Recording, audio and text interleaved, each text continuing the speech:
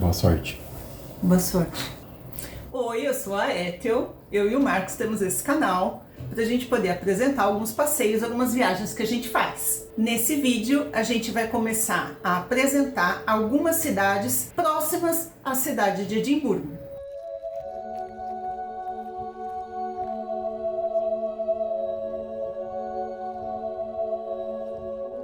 Nos vídeos anteriores nós comentamos que ficamos 8 dias em Edimburgo e desses 8 dias, 2 dias foram para conhecer em volta da cidade de Edimburgo. Então nós saímos da cidade de Edimburgo nesse dia logo cedo e fomos para uma cidade do outro lado do rio Forth, onde está localizado o circuito de Notting Hill. Essa história a gente vai contar num outro vídeo.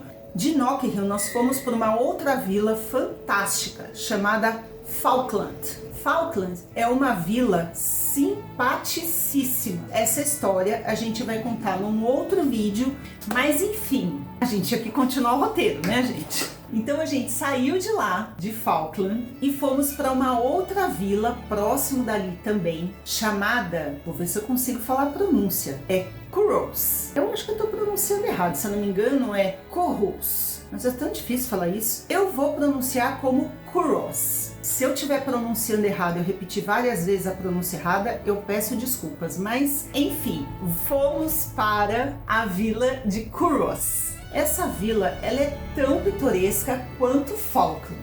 É uma aldeia do século 17 e 18, mas acredita-se que ela foi fundada ainda no século 7. Ela também fica no condado de Fife, assim como Falkland. A vila ela é muito tranquila e extremamente pacata. As construções elas são lindíssimas. Elas são muito bem conservadas e elas são alinhadas em ruas estreitas e todas de paralelepípedo. Tem algo mais pitoresco do que isso? A fachada das casas elas são encantadoras, esteticamente simples, mas totalmente ímpar uma fachada da outra. O quanto que eu comentei que em Edimburgo as portas eram altas, largas, aqui as portas são baixas, estreitas, mas o que se mantém são os detalhes que dão personalidade à casa de acordo com a personalidade do dono. Muitas casas, elas tinham janelas enfeitadas. Então elas tinham plaquinhas com poemas, elas tinham jardineiras floridas, elas tinham pingentes pendurados. Quem passa na rua consegue enxergar. Mas uma coisa que me chamou a atenção é que muitas das janelas tinham algumas plaquinhas escritas assim, privativo. E aí a gente ficou pensando do porquê que estava escrito aquilo. A gente viu que as pessoas colocavam a cara assim, sabe quando ela faz assim para poder olhar por dentro da casa? O pessoal devia se incomodar. Mas de fato, você passa, te chama atenção. Eu li o que estava lá, então de repente isso podia ser algo que incomodasse os moradores. Então fica a dica, a chegada da cidade é pelo alto. E à medida que você vai andando pelas ruas, as ruas vão ficando íngremes e vão descendo até chegar no estuário de Forth. É uma cidade historicamente portuária, onde escoavam a produção de carvão e sal do século 16 e 17. Essa região, embora ela não fosse uma moradia real, ela rendia muitos impostos para a coroa, se tornando uma aldeia muito importante. Por isso, ela também recebeu o título de Vila Real. O porto entrou em declínio no século XVIII e no século XIX a parte férrea tomou conta da região. Então, quando chegamos na beira do mar, nós nos deparamos com um pier sem movimento, mas para poder chegar no pier, a gente cruza com trilho de trem. Então nós acabamos andando ali pelo pier, curtindo ali aquele momento com barulhinho de água, frescor vindo da beira da água. O sol estava começando a descer, então estava aquela luz gostosa, aquele calorzinho gostoso. Sim, pegamos calor na Escócia. A gente curtiu ali um pouco aquele pedaço marítimo, vamos dizer assim.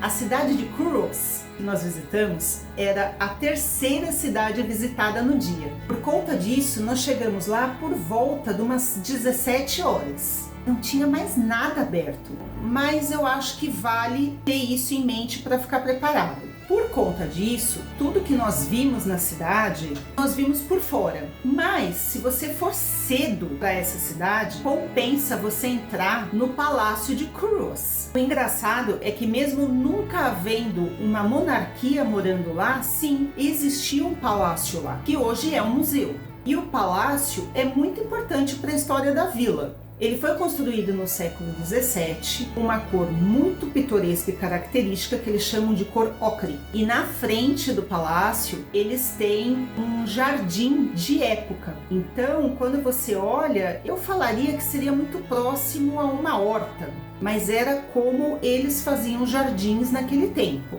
Pelas nossas pesquisas, a parte interna do palácio também é muito bonita. Pelo que a gente viu, tanto o teto quanto as paredes, elas são todas revestidas de madeira, devidamente ornamentado e pintado, com móveis também em madeira. Agora eu sei.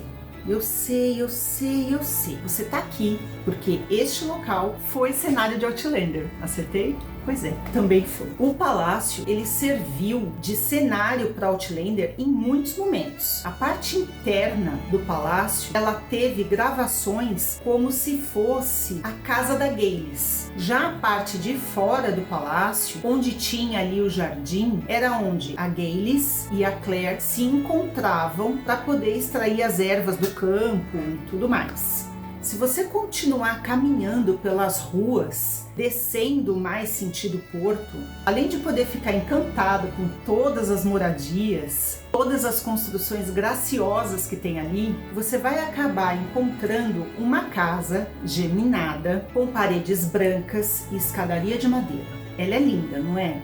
Mas ela também fez parte do Outlander. A fachada dessa casa era a casa de Gales. Aí eu cheguei lá, de novo, com toda essa minha descrição, filmando, gravando, mostrando as coisas, tudo. Quando eu olho um senhor subindo a escada da moradia dele, desliguei na hora e eu só fiquei contemplando mesmo. Uma vez que você está de frente para essa casa, se você olhar para trás, você vai ver exatamente o Mercado Cross da cidade. Já que a gente ainda está na atmosfera ali do Outlander, esse Mercado Cross era o Mercado Cross da cidade fictícia em Outlander. Esse Mercado Cross a gente vê algumas vezes ali na primeira temporada, mas voltando à vida real, se você lembrar lá de Edimburgo e do Mercado Cross de lá de Edimburgo, eu comentei que praticamente todas as aldeias da Escócia tinham o Mercado Cross. E aqui também não é diferente. Hoje existem cerca de 126 Mercado Cross ainda existentes no país. E a função era a mesma que nós tínhamos lá em Edimburgo. Então era um ponto de comércio e de troca e era o local onde haviam declarações e pronunciamentos da monarquia e do parlamento. Aqui também tinham as execuções. Apesar do nome Cruz de Mercado, não é usual você ter uma cruz no topo desse pórtico. Não, pelo menos, desde o período da reforma religiosa escocesa, que pode sim ter sido responsável pela substituição das cruzes por pequenas estátuas, como por exemplo o uso do unicórnio ou o uso do leão, que são símbolos da monarquia escocesa. Como a maioria dos Mercado Cross do país, a figura do unicórnio está no topo desses pórticos. É que assim como o pórtico de Edimburgo, este pórtico da cidade de Curros também foi restaurado e algumas de suas partes foram necessárias trocas. Por isso não dá para datar exatamente de quando seria a construção desse pórtico. O fato é que até a troca dessas peças são antigas, como é esse da cidade de Curros, que ela está classificada na categoria A, que seria ali o topo da lista de patrimônios da Escócia. A cruz está entre a Câmara Municipal da cidade e a Abadia, marcando o que seria a estrada mais movimentada da cidade no período da sua construção. Agora, o que eu gostei muito muito, mas muito mesmo, foi conhecer a abadia da cidade. Mesmo que nós tenhamos visitado a abadia só por fora. Lembra que eu comentei que nós chegamos às 5 da tarde, então já tudo estava fechado, inclusive a abadia.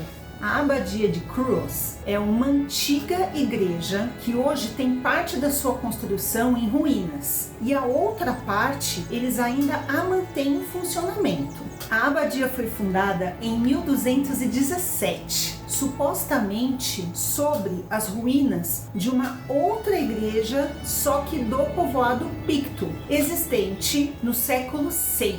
Então a abadia original, que é a abadia em questão que nós estamos falando, ela tinha um formato de cruz. E devido à quantidade de monges que foram saindo da região, a manutenção daquele espaço ficou difícil de manter. Por conta disso, parte da construção foi abandonada pelos próprios monges. Essa parte entrou em desuso, ela foi se estragando naturalmente com o tempo e virou ruínas. As ruínas que nós a vemos hoje. Por volta de 1500, a nave principal ela foi demolida e os monges deixaram aquele ambiente por definitivo. Em 1580, a congregação paroquial do local começou a usar a parte da abadia que ainda estava coberta.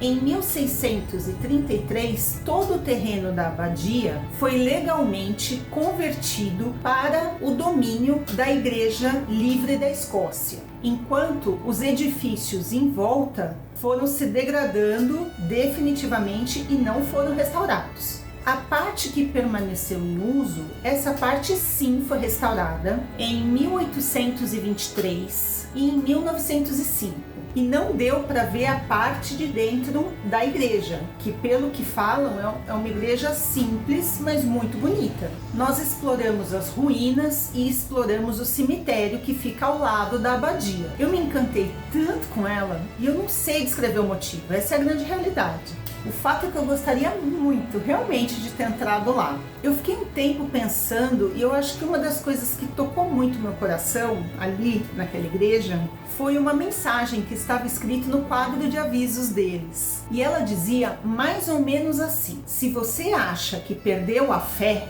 por favor, entre e pegue um pouquinho da nossa. Temos muito para compartilhar.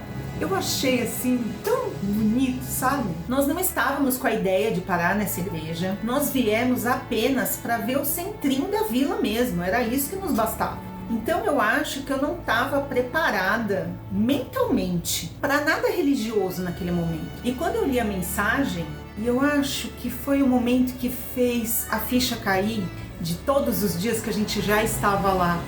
Parece que ali parou e fez: para, olha onde você está, olha o que você está fazendo, você realizou um sonho, você está conhecendo coisas que você nem imaginou. Putz, aquilo me pegou, mas ali naquele momento, mesmo com a igreja fechada, eu falei: Marcos, me dá um tempinho que eu preciso fazer um momentinho aqui de agradecimento, porque estamos num lugar ímpar. Ih, caceta, eu vou chorar. É isso, eu parei e só agradeci. E não foi só pela igreja, foi pelos 8 dias que a gente estava por ali. Eu acho que quando a gente chegou, eu só fui vendo. Sabe quando você não para aqueles minutinhos para curtir? E foi ali que eu tive essa abertura de olho para dizer: curte, presta mais atenção. Vocês estão vivenciando algo novo. Foi muito bom. Então sim, aquele lugar acabou sendo muito especial, porque foi ali que eu tive a minha epifania de só curte, só agradece, só esteja presente. Foi isso.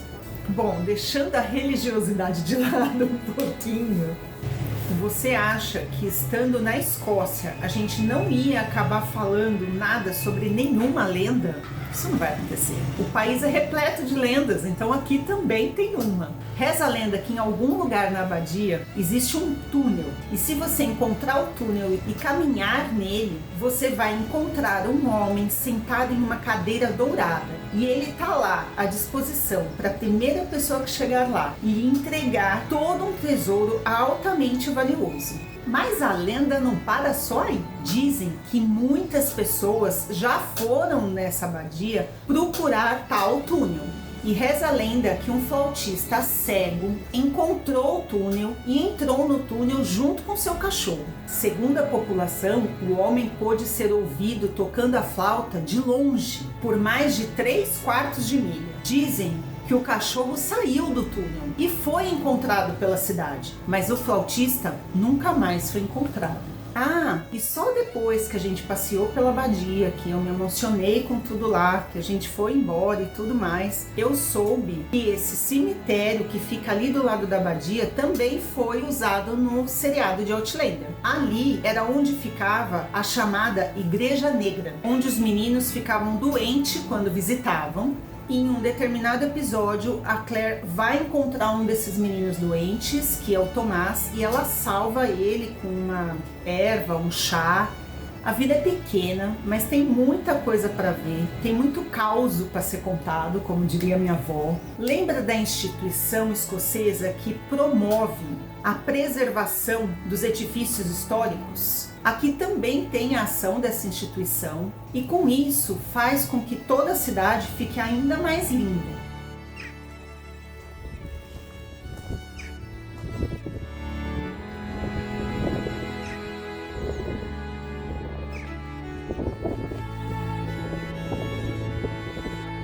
Uma curiosidade dessa cidade e uma conexão com o Brasil é bem interessante. Existe um homem considerado herói nacional britânico que nasceu em Curros e que está ligado com a independência do Brasil. Já ouviu dizer disso? Pois é. O cidadão escocês em questão, ele é conhecido no Brasil como Marquês do Maranhão e ele teve um papel fundamental comandando navios brasileiros em importantes batalhas contra os portugueses lá na província do Maranhão. Ele nasceu, como eu já disse, aqui em Curros em 1775. E tem uma estátua dele na Praça da Vila, contando os feitos dele pelo mundo, porque ele ajudou em revoluções e independência de vários países, principalmente da região sul da América. E tá lá um trecho no chão até mencionando que ele participou do processo de independência do Brasil. Agora, uma curiosidade final dessa cidade, eu vou contar agora. Nós buscamos informação sobre a quantidade de habitantes da cidade. A informação mais atual que nós encontramos foi a de 2006, onde dizia que a cidade tinha menos de 400 habitantes. Não, você não entendeu errado. A cidade tinha 395 habitantes. Então eu acredito que tenha muito mais casa do que gente morando lá, porque não foi a sensação que eu tive de ser um lugar tão pequeno assim. Como nós chegamos, o comércio já estava fechado, não tinha muita circulação de gente na rua.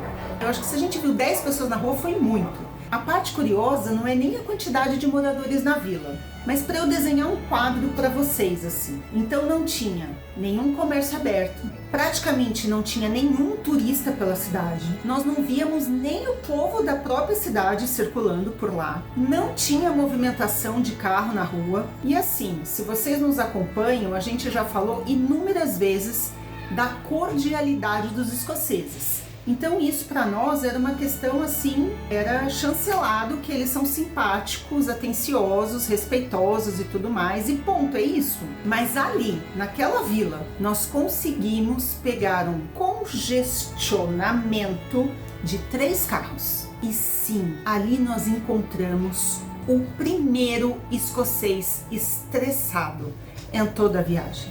Gente, pensa numa pessoa brava. Foi ali com um escocês morador de uma cidade super pacífica. E é isso. Espero que vocês tenham gostado. Espero que vocês tenham curiosidade de conhecer mais cidades da Escócia, assim como nós também tivemos e andamos por lá, porque, sem dúvida, foi a viagem dos sonhos.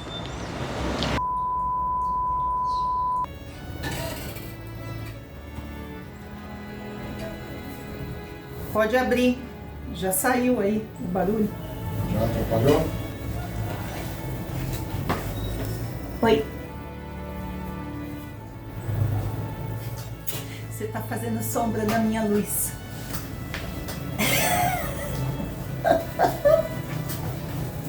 Ai, que sacanagem.